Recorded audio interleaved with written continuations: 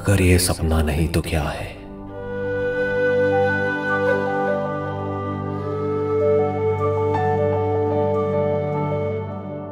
खुद ही मैं खुद को देखता हूं,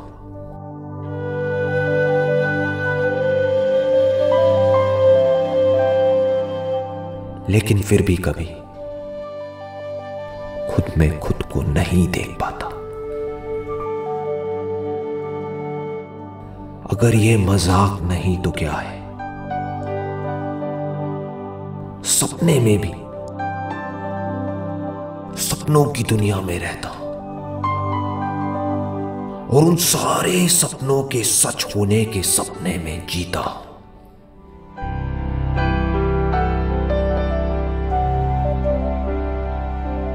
अगर ये सपनों की लहर नहीं तो क्या है?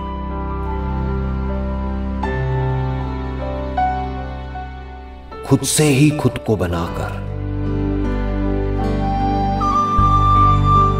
खुद ही से खुद को मिटाकर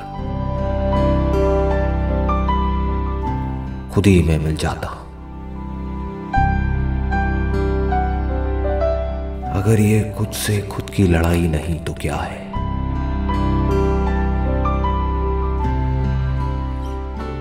जागना तो चाहता हूं, मगर डर है कि अपना सब कुछ खो दूंगा। अब करूं तो क्या करूं? इसमें भी कोई शक नहीं कि खुद को खोकर मैं खुद को पालूंगा।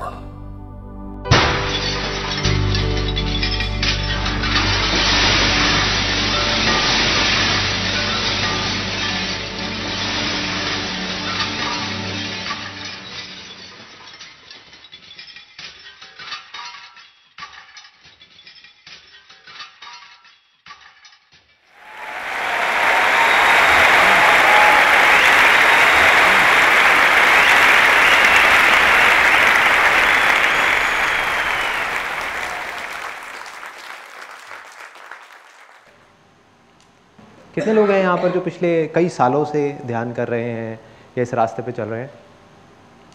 बहुत सारे लोग, ऑलमोस्ट सारे। ऐसा कुछ भी नहीं है जो मैं आपको सिखा सकता हूँ या बता सकता हूँ, क्योंकि जब यहाँ पर हम चलते हैं तो हर एक के एक्सपीरियंसेस एक दूसरे से बिल्कुल अलग अलग होते हैं। तो मैं सिर्फ एक काम कर सकता हूँ, या तो मैं आपके जो क्वेश्चंस हैं या जो भी आप मुझसे पूछने वाले हैं उसमें से कुछ सीख सकता हूँ, या फिर अपने एक्सपीरियंसेस आपके साथ में शेयर कर सकता हूँ। और वही आज होगा। मैं अपने एक एक करके अपने जो एक्सपीरियंसेस हैं वो आपके साथ में शेयर करूँगा।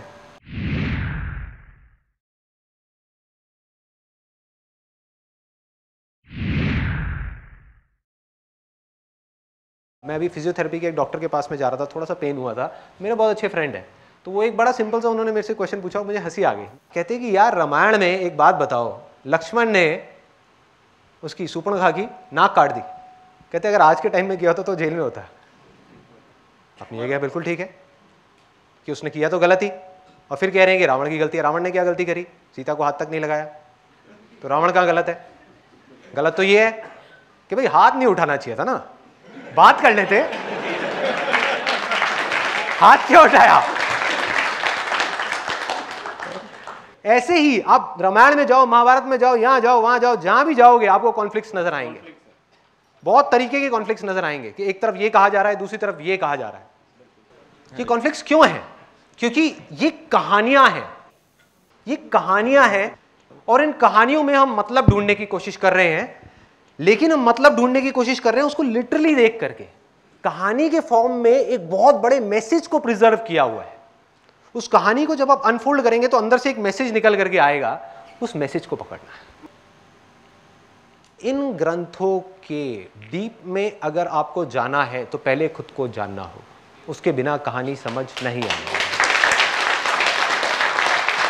एक एक बात जो रामायण में है, जो महाभारत में है, या बाइबल में है, या कुरान में है, वो सच है। देखने का नजरिया अलग अलग है।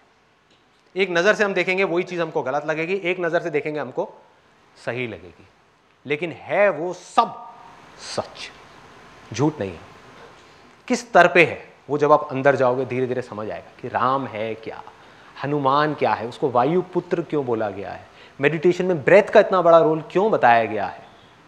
जब ब्रेथ लंका में जाती है, ये लंका क्या यही तो नहीं है कहीं ये शरीर जो सोने की लंका है, सीता जो है वो कहीं हमारी कुंडलिनी शक्ति तो नहीं है जो रिसाइड कर रही है।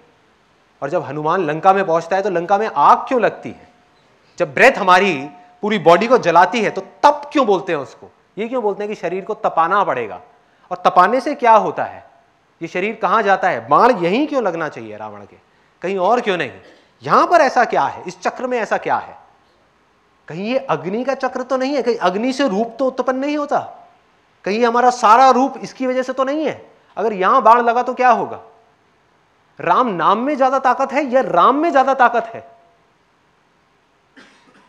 रामायण में अगर आप ध्यान से देखोगे एक बड़ा मजेदार इंसिडेंट है, उससे आपकी पूरी रामायण ढह जाएगी पानी की तरह। वो क्या है, लोगों ने भगवान बना दिया राम को, जबकि उस पूरी रामायण में भगवान कुछ और है, भगवान राम का नाम है, ना कि वो इंसान है जिसकी बात की जा रही है। Getting my point. एक बार उसका एक छोटा सा किस्सा है, जब जा करके वो पत्थर फेंक रहे होते हैं राम राम लिख करके, उसमें राम भगवान खुद जा करके एक पत्थर को उठा करके फेंकते हैं समुद्र में और वो डूब जाता है। क्या मतलब है, राम नहीं है, राम नहीं है।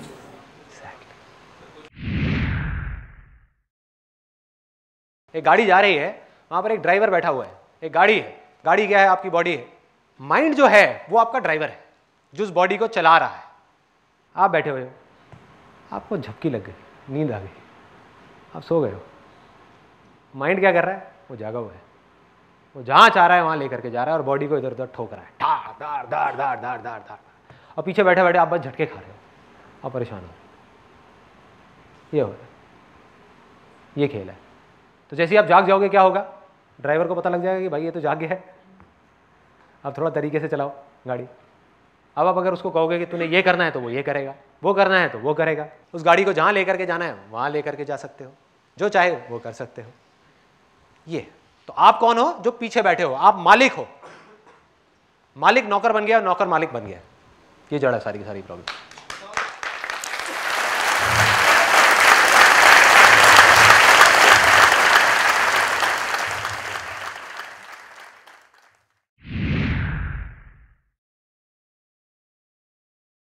सवाल एक्चुअल में ये है कि सबसे पहले तो कि स्पिरिचुअलिटी है क्या, क्या जो आदमी स्पिरिचुअलिटी में है क्या वो मटेरियलिस्टिक वर्ल्ड से कट गया। हो सकता है हाँ, हो सकता है ना। हो सकता है एक मटेरियलिस्टिक आदमी इस वर्ल्ड में रह करके एक स्पिरिचुअल आदमी जो पहाड़ पे जाकर के चोटी पे बैठा हुआ है उससे लाख गुना ज्यादा स्पिरिचुअल हो, और दूसरी तरफ एक ऐसा आदमी जो अपने आप को स्पिरिचुअल कहता है किसी भी वे में, वो बिल्कुल ही अनस्पिरिचुअल हो, वो बिल्कुल ही मटेरियलिस्टिक हो। तो सारा खेल यहां है। There is no dividing line between spirituality and materialism.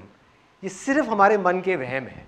हम खुद अपनी एक इमेजिनरी एक वर्ल्ड क्रिएट कर रहे हैं, और क्रिएट करके अपनी ईगो को बढ़ाने के लिए या तो हम बोल रहे हैं कि हम स्पिरिचुअल हैं या हम बोल रहे हैं कि हम मटेरियलिस्टिक हैं। आप किसी को दिखाने के लिए कर रहे हो या फिर सच में आप कट चुके हो उसमें रहते हुए भी। अच्छा, जैसे कमल खिलता है, कमल का क्या सिंबल है, कीचड़ के अंदर से कमल खिल रहा है, क्या आप उस तरीके से हो। और ये कीचड़ क्या है, कहीं ये दुनिया ही कीचड़ तो नहीं है, और इसमें से खिलना, इससे हल्का सा ऊपर उठना, क्या यही स्पिरिचुअलिटी है। या इसमें रमे रहना और उसको स्पिरिचुअलिटी का नाम देना, मटेरियलिस्टिक चीजों का नाम देना, रिलीजन का नाम देना, भगवान का नाम देना, क्या वो स्पिरिचुअलिटी है। अभ्यास आपका राइट है, आप कर सकते हो, यही करना है। वैराग्य आप नहीं कर सकते, वो होता है अपने आप अभ्यास के थ्रू। कंसंट्रेशन किसी भी चीज पे, किसी भी काम पे, चाहे बाहर चाहे अंदर, आप कर सकते हो। मेडिटेशन आप नहीं कर सकते, मेडिटेशन में जा सकते हो। कोई अगर आपको कहता है ना कि मैं मेडिटेशन कर रहा हूं, इसका मतलब वो कंसंट्रेशन कर रहा है, ध्यान नहीं कर रहा। ध्यान में आप चले जाते हो, जब कुछ करना ना पड़े, अपने आप होने लग जाए, तब आप ध्यान की उसमें हो अवस्था में। सो अब ये वैराग्य होता क्या है, अगर आप किसी चीज को छोड़ने की कोशिश कर रहे हो तो आपको छोड़ने से अटैचमेंट हो गई है, इसको भी छोड़ना है। तो चीजें छूटती कैसे हैं? ये वैराग्य है क्या? अभ्यास करते करते करते करते करते करते करते करते एक ऐसी स्टेट आ जाती है जब आप आगे बढ़ते हो। मटेरियलिस्टिक वर्ल्ड में देखो चीजें कैसे छूटती हैं, ऐसी स्पिरिचुअल वर्ल्ड में छूटती है। आज आपके पास में साइकिल है, बाइक है, स्कूटर है, क्या है आपके पास में? बाइक है। तो अगर आपको कोई आ करके देगा कि भैया मेरी साइकिल ले ले और अपनी बाइक मुझे दे दोगे? नहीं दोगे। गाड़ी देगा तो हाँ फिर तैयार है। चलनी चाहिए गाड़ी बढ़िया गाड़ी है यार, बढ़िया ब्रांड न्यू गाड़ी, एक्सचेंज हो जाएगी। गाड़ी आपको मिल गई, सपोज सेंट्रो मिल गई, कल को कोई आता है और बढ़िया आपको गाड़ी दे देता है, होंडा सिटी दे देता है, कर लोगे एक्सचेंज सेंट्रो से? कर लोगे। तो आपने क्या किया? सेंट्रो को छोड़ दिया और होंडा सिटी को पकड़ लिया। इसी को वैराग्य बोलते हैं। जब भी हमको कोई बड़ी चीज मिल जाती है तो छोटी अपने आप ही छूट जाती है, छोड़नी नहीं पड़ती। जिसके पास में सिर्फ बाइक है उसको आप बोलोगे मेरे को अपनी बाइक दे दे, आप अपनी जान लगा दोगे, अपनी बाइक नहीं दोगे, लड़ पड़ोगे उस आदमी से। 4 लोग भी आ जाएंगे, आप बाइक को नहीं छोड़ोगे, लेट जाओगे वहां सड़क पे, बाइक नहीं छोड़ूंगा, है ना? और गाड़ी मिल गई तो बाइक छूट गई। गाड़ी के बाद में जेट प्लेन मिल गया तो क्या आपको गाड़ी की टेंशन रहेगी? नहीं। फिर आप जेट को नहीं छोड़ोगे। जब जेट से भी बड़ा कुछ मिल गया तो जेट अपने आप छूट जाएगा। ऐसे ही स्पिरिचुअलिटी में समझ आने की बात है ना। Spirituality is nothing but understanding of the truth. जैसे जैसे आपकी समझ बढ़ती चली जाएगी, इसी को कॉन्शियसनेस बोला गया, इसी को नॉलेज बोला गया, अलग अलग नाम से उसको बोला जा रहा है। नॉलेज कहां से आती है? कॉन्शियसनेस के स्तर के बढ़ने से। जितनी आपकी अवेयरनेस, आपकी समझ, आपकी अंडरस्टैंडिंग इस दुनिया की बढ़ती चली जाएगी तो जो छोटी मोटी चीजें हैं वो अपने आप ही छूटती चली जाएंगी, छूट जाएंगी, छोड़नी नहीं पड़ेगी, छोड़ भी नहीं सकते। जब परम आनंद मिल गया तो छोटी छोटी चीजों में आपको कहां आनंद आएगा?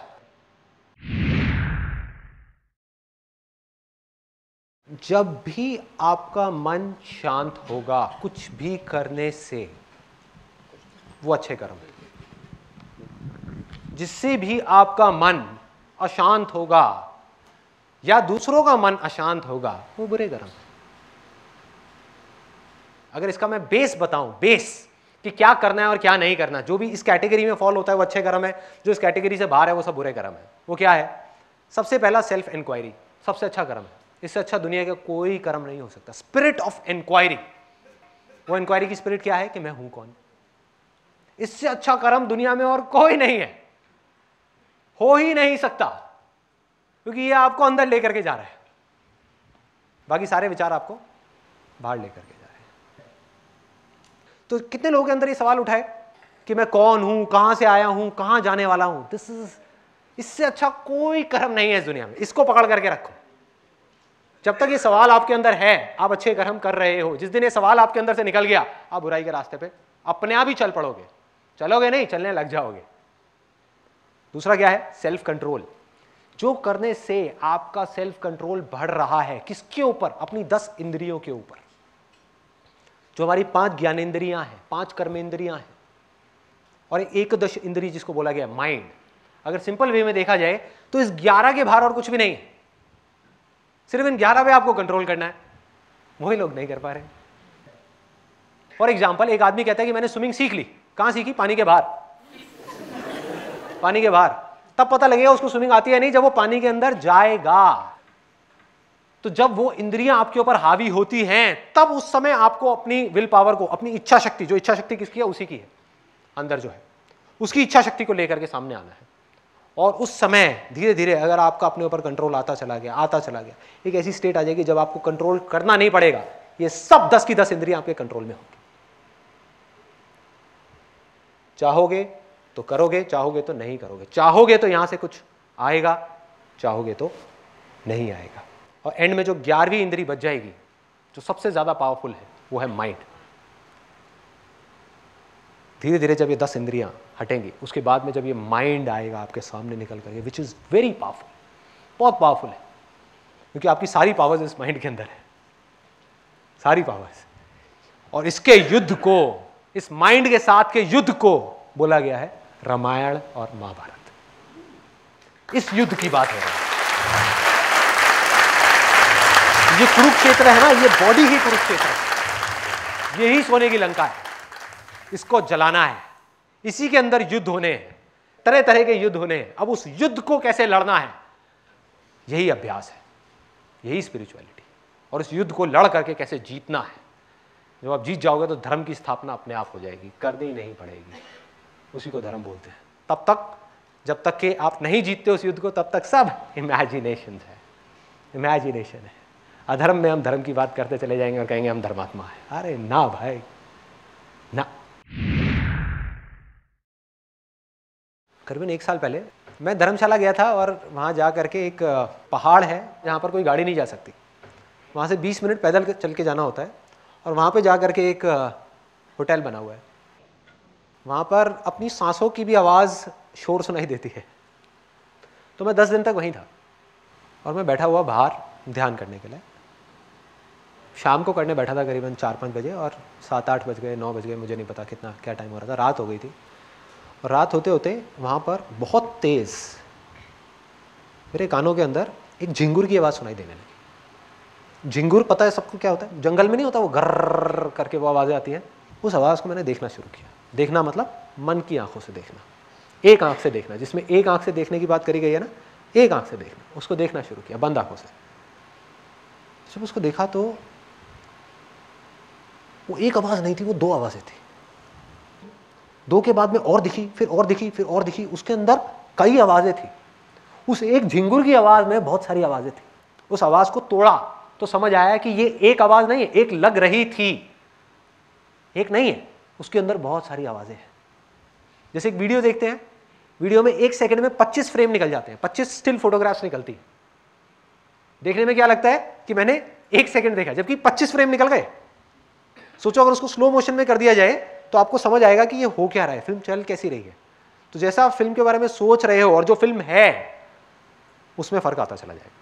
ऐसे ही आवाज़ में है, ऐसे ही हर चीज़ में है, ऐसे ही स्मेल में है, हर चीज़ में है। जो भी हमारी इंद्रियां हैं, जो हम सोच रहे होते हैं, जैसा हमको दिख रहा होता है वो कुछ और होता है, रियलिटी कुछ और होती है।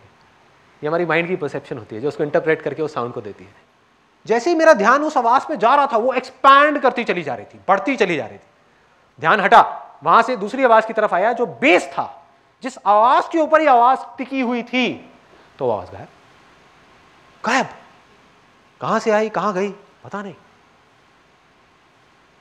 तो जब तक मैं देख रहा था बहुत सारी आवाजें थी, जो आवाजें एक उस आवाज में से निकल करके आ रही थी, उसी में से आई, उसी में से गई, उसी में से आई, उसी में से गई। उसको भी देखना बंद किया तो मैं भी नहीं था, कुछ नहीं था, कुछ नहीं। तो इस एक्सपीरियंस से मुझे क्या समझ आया, ये चीज हो गई। और कई बार क्या होता है कि वो चीज हो जाती है, यहीं पे सेल्फ इंक्वायरी का बहुत बड़ा रोल आता है। जो मैंने आपको कहा ना, सेल्फ इंक्वायरी, हर चीज को समझना है, सिर्फ एक्सपीरियंस नहीं करना, उसको समझना भी है कि क्या है, क्यों है, कैसे है, क्या हो रहा है, कैसे हो रहा है। तो उस समय नहीं समझ आया, उस समय तो बस ये एक्सपीरियंस रजिस्टर हो गया। लेकिन जब बाद में इसके बारे में मैंने समझने की कोशिश करी तो मेरे को 2 चीजें मोटी मोटी समझ में आई। एक ये कि जब भी हम अपना ध्यान किसी भी चीज की तरफ लगा देते हैं, चाहे वो आवाज हो, चाहे वो लाइट हो, चाहे वो कुछ भी हो, वो एक्सपैंड करने लग जाती है, वो बढ़ने लग जाती है। दूसरी चीज जो समझ आई कि वो आवाज थी, मुझे लगता क्या था कि वो आवाज है, इसलिए मैं उस आवाज को सुन रहा हूं। जबकि सच्चाई क्या थी कि मैं सुन रहा था, इसलिए वो आवाज थी।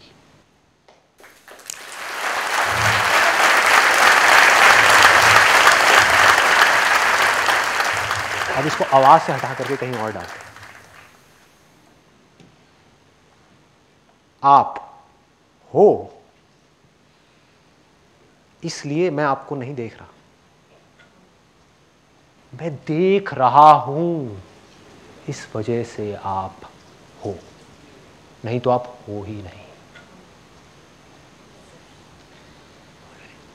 उसमें सिर्फ आप नहीं हो, मैं भी, ये सब एक ही है, अलग नहीं है। आप भी जो देख रहे हो, चाहे अपने आप को देख रहे हो शीशे में, चाहे इनको देख रहे हो, चाहे मुझे देख रहे हो, मैं हूं नहीं। आप देख रहे हो, इस वजह से मैं आपको दिख रहा हूं। जहां आपने देखना बंद किया, मैं हुई नहीं। ये हो गया जो मैं अपने एक्सपीरियंस के बेस पे आपको बता रहा था। प्रैक्टिकली समझना है कैसे होता है, साइंटिफिकली समझना है कैसे होता है, क्वांटम फिजिक्स को स्टडी करना शुरू कर दो। क्वांटम फिजिक्स के बारे में किसी ने सुना है? साइंस है, कोई स्पिरिचुअलिटी नहीं है, कोई थियोरेटिकल बातें नहीं है। यही जो बात मैं आपको बोल रहा हूं, ऑब्जर्वर इफेक्ट बोलते हैं इसको। जब कोई देख रहा है तो मैटर है, ये मैटर है। नहीं देख रहा है तो सिर्फ वेव्स है, ऊर्जा है जो बह रही है। देखने से सब चीजें मटीरियलाइज होती चली जा रही है, बनती चली जा रही है। तो मैं आपको देख कहां रहा हूं और कौन देख रहा है? क्या आप सच में हो या मेरी सिर्फ एक इमेजिनेशन हो? इसको मैं एक सिंपल एग्जाम्पल के थ्रू, सिंपल, जिसको कोई छोटे से छोटा बच्चा भी समझ सके और बड़े से बड़ा आदमी भी समझ सके, किसी भी स्टेट में हो वो मेडिटेशन में, बिगिनर लेवल पे है या बहुत एडवांस लेवल पे है, वो समझ जाएगा, कोई भी समझ सकता है। इसके लिए मुझे एक वॉलंटियर चाहिए जो यहां पर आना चाहे। एनीबडी, आप आंखें बंद कर लीजिए। अब ना जो मैं कहूंगा उसको आपको इमेजिन करते चले जाना है। अब जो मैंने अभी आपको कहा है ना, उसका लाइव आप एक एग्जाम्पल देखने वाले हैं, लाइव एग्जाम्पल अपने सामने कि बेसिकली क्या होता है, क्या क्या खेल है ये माया है क्या, कर्म क्या है, धर्म क्या है, मोक्ष क्या है, मुक्ति क्या है, जन्म क्या है, मरण क्या है, लाइफ क्या है, डेथ क्या है, आफ्टर डेथ क्या है, बिफोर लाइफ क्या है, वो सब कुछ है इसके अंदर। अगले 10 मिनट के अंदर अंदर सब क्लियर होता चला जाए। अब ये मत समझना मैं इनको हवा में उड़ाने वाला हूँ। जादू नहीं है भाई। आप में से कितने लोग सपने देखते हैं रात को सोते समय? सब देखते हैं। जब आप सपना देख रहे होते हैं तो सपना सच लग रहा होता है या झूठ लग रहा होता है? सच लग रहा होता है। सपने कैसे आते हैं ये देखना है अपने को। कोई ना कोई अंदर डिजायर होता है तभी सपना आ रहा है। बहुत बार आप देखेंगे जो सपना है वो हमारे किसी ना किसी डिजायर से रिलेटेड ही आता है। जो आप रियलिटी में नहीं कर पा रहे हो उसको सपने में करने की कोशिश कर रहे हो। होता है ऐसा? सबके साथ होता है। कई बार एब्स्ट्रैक्ट सा कोई सपना आता है, इसका मतलब वो डिजायर तो है लेकिन आपको पता ही नहीं है कि आपके कितनी गहराई में जाकर के वो डिजायर है जिसकी वजह से वो सपना आ रहा है। बिना कामना के सपना नहीं आ सकता। अब ये सपने में है और इन्होंने क्या किया, अपने माइंड में ही इमेजिनेशन बना ली कि मैं एक लड़का हूं और बिल्कुल वैसा ही जैसा कि ये बनना चाहती है, जिसकी बॉडी बहुत स्ट्रांग है, बिल्कुल एब्स वैब्स ये वो और बिल्कुल फिट, फिजिकली फिट, और एक बोट के ऊपर समुद्र के बीच में जा रही हूं मैं, ऐसे खड़ी हुई हूं और हवा चल रही है सामने से। इतनी देर में इनकी नजर पड़ी एक मछली के ऊपर। एक मछली, बड़ी सुंदर सी मछली, गोल्डन कलर की, वो मछली जा रही है। जबकि क्या वो इनसे अलग है? वो मछली क्या है? वो भी तो इन्हीं की इमेजिनेशन है। अब इसको ध्यान से समझना, एक एक करके लेयर्स आती चली जाएंगी, लेयर्स खुलती चली जाएंगी। सिंपल है लेकिन बहुत डीप है। अब वहां से क्या हुआ कि जैसे ही मछली को देखा तो मछली को देख करके ख्याल आना जायज है, यार इंसान होने की बजाय, ये लड़का होने की बजाय अगर मैं मछली होता तो समुद्र के नीचे की दुनिया जा करके देखता, बिना कोई मास्क लगाए, बिना कुछ करे। ये भी एक दुनिया है, मजा आ जाता। कामना उठ गई, डिजायर उठ गया। Desire is the root cause of existence. यही कर्म है। जहां डिजायर उठा कर्म हुआ। अब जैसे ये डिजायर उठा, इमीडिएटली उसी मछली के अंदर पेट में ये पहुंच गई। और सपने में टाइम और स्पेस नाम की कोई चीज नहीं है। जो हमारी रियल लाइफ में चीजें 50 साल में होती हैं वो सपने में 50 सेकंड में हो जाती है। तो क्या हुआ, इमीडिएटली इनके अंदर वो आया, उसके अंदर पेट में वो पहुंची और वहां से वो निकली और फटाफट से बड़ी हुई और तैर रही है। अब ये क्या बन गई? मछली। अब उस लड़के को भूल गई। अब ये मछली है और मछली की दुनिया देख रही है। मछली की नजर से दुनिया को देख रही है, चाहे उस लड़के को देख रही है, चाहे समुद्र के अंदर देख रही है, चाहे यहां, चाहे वहां, चाहे यहां, वहां वहां वहां।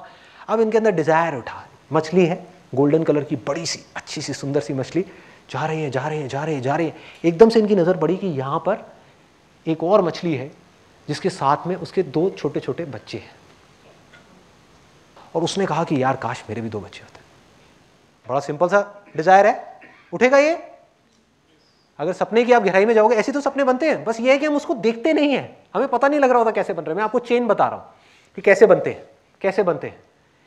एक सपने में से एक सपना बना जहां पर ये लड़का है, वहां पर से एक सपना बना जहां पर ये मछली है, और मछलियों को और उनके बच्चों को, उसकी फैमिली को देख करके इनके अंदर एक और डिजायर उठा कि मेरी भी फैमिली होनी चाहिए। जैसे ये डिजायर उठा, उनके अंदर से मछलियां बाहर आ गई। अब ये भी 2 मछलियों के साथ में तैर रही है, और क्या बोला इन्होंने कि ये दोनों मछलियां, ये जो दोनों हैं, ये मेरी है, बाकी कोई मेरा नहीं है। इस मछली के लिए ये वाली, क्योंकि वो पीछे का सब भूल चुकी है, उसके लिए आज की जो रियलिटी है वो क्या है, सपने के अंदर, इस लेयर के अंदर, कि ये जो बच्चे हैं ये मेरे हैं, जबकि सब कुछ ही इनका है। समझ गए क्या हो रहा है? वो लड़का भी यही है, मछली भी यही है, सब कुछ यही है। अब एक दिन एक शिकारी आया और उसने आ करके कांटा फेंका, और कांटा जा करके, ये तो बड़ी थी, ये तो बच गई, इन्होंने देखा एकदम से, लेकिन जो बच्चा है जिससे आपको इतना प्यार है, जिसके साथ पता नहीं कब तक आप खेलते रहे, और बड़ा जबरदस्त अटैचमेंट है, क्योंकि उस अटैचमेंट को आप अपने माइंड के लेवल पे, बॉडी के लेवल पे फील कर चुके हो, बहुत अच्छे तरीके से आप फील कर चुके हो। और जैसे ही उसके गले में कांटा पड़ा, वो छटपटाने लगा। आपका जो बच्चा है, एक बच्चा है, दूसरा वो रोने लगा, जो दूसरी मछली है, और आप उसको देख रहे हो, अपने बच्चे को आप बचाने की कोशिश कर रहे हो, उस कांटे से लड़ रहे हो, अपने आप को उससे जाकर के टकरा रहे हो, लेकिन आप उसको छुड़ा नहीं पा रहे। और धीरे धीरे करते करते वो बेचारी खून ही खून चारों तरफ, और उसको ऊपर से खींच लिया, एक शिकारी ने खींच करके अपने पास में रख लिया। अब भयानक गुस्सा है और बदला लेने की भावना आई अंदर से, आएगी कि कौन है, मैंने किसी का क्या बिगाड़ा था, मैंने किसी का क्या बुरा किया था जो मेरे बच्चे को मार दिया। मैं अच्छी खासी खेल रही थी अपने बच्चे के साथ में, क्या दिक्कत थी? कोई दिक्कत नहीं थी। क्यों आकर के शिकारी ने मारा मेरे बच्चे को, क्यों मारा? और उनके अंदर गुस्सा भर गया, भयानक गुस्सा, बदला लेने की भावना आई कि मैं उस शिकारी को छोड़ूंगी नहीं। ऐसा ही होगा अगर रियल लाइफ में, इमेजिन करो अगर आप में से किसी के बच्चे के ऊपर कोई हाथ डाल दे, आप क्या करोगे? यही तो करोगे ना, गुस्सा आना जायज है। आप कहोगे मैं नहीं छोड़ूंगा, मेरे बच्चे को कैसे मारा इसने, मैं नहीं छोड़ने वाला। यही हुआ इनके साथ में। तो सपनों की एक लेयर में से दूसरी लेयर में से एक और लेयर निकल गई, और हर लेयर अपने आप में कंप्लीट यूनिवर्स है, एक कंप्लीट दुनिया है। और जैसे ही ये कामना उठी, जैसे ही ये डिजायर उठा इनके अंदर, इमीडिएटली ये यहां से हट करके कहां पहुंच गई? एक लेडी थी जो फॉर एग्जांपल प्रेग्नेंट होने वाली थी, तो सीधा उनके कोख में पहुंच गई, उनके अंदर वहां पे गई, जा करके पैदा हुई, पैदा होते ही बड़ी हुई, बड़ी हुई, बड़ी हुई और बड़ी हो गई। वहां पर वो लड़का है, बदला लेने के लिए पैदा हुई। उसने जा करके मारा उस शिकारी को, और वो शिकारी मर गया। और अब हुआ क्या कि वो शिकारी जिसने एक मछली के बच्चे को मारा था, वो कांटा फेंका था, वो कौन था?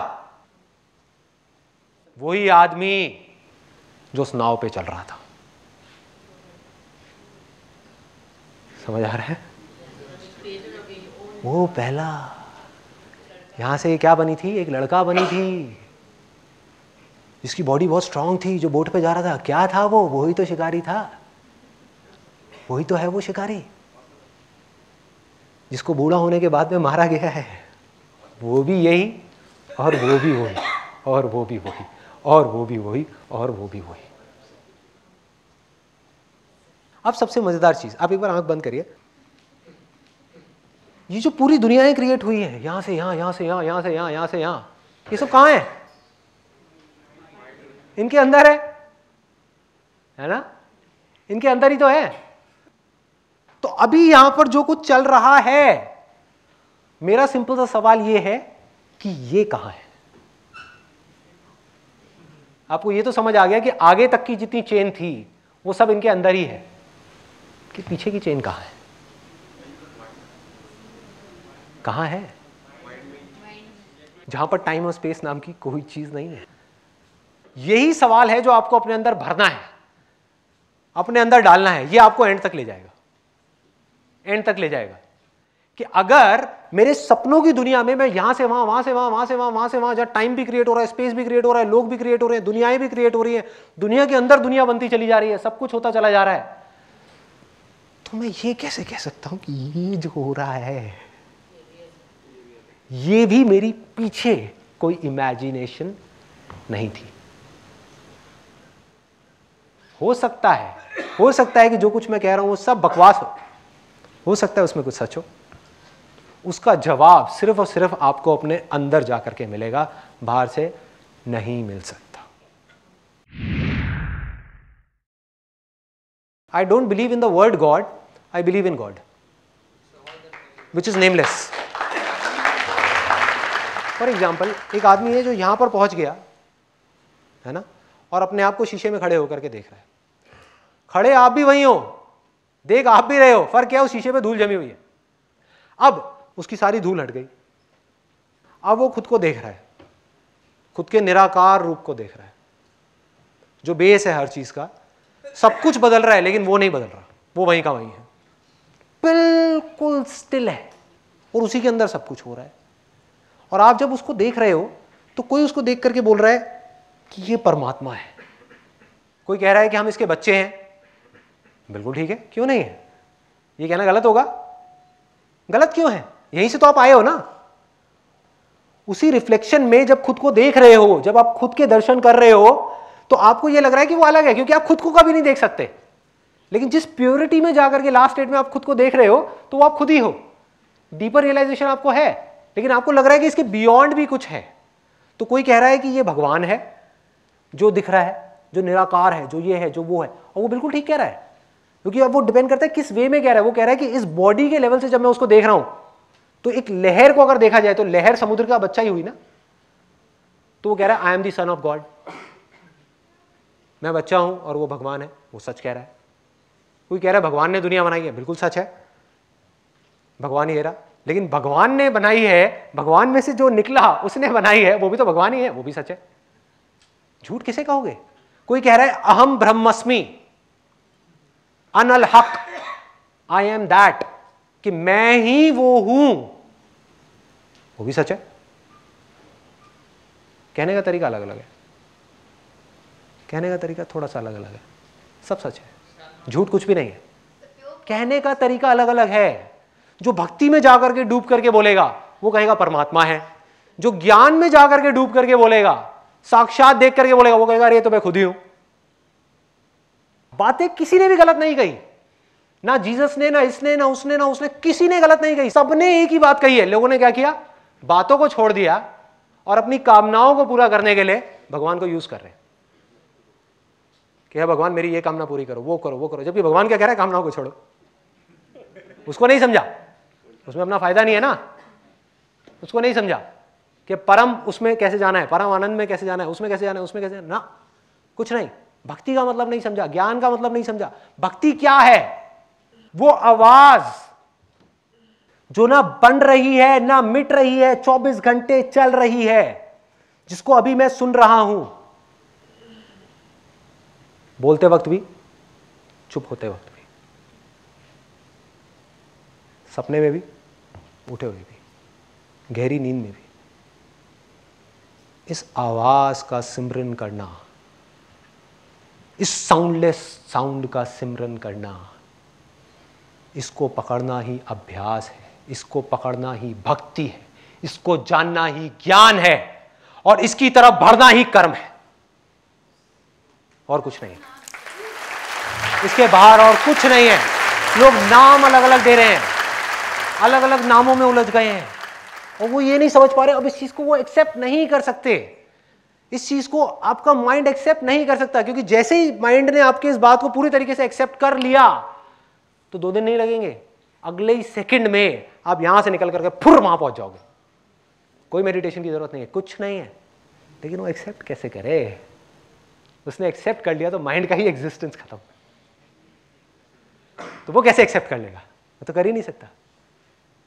माइंड को कुछ ऐसा दिखाना पड़ेगा जहां पर जा करके माइंड भी अपने घुटने टेक दे, और फिर उसके अंदर से आवाज आए कि ये ही प्रभु है, ये ही भगवान है।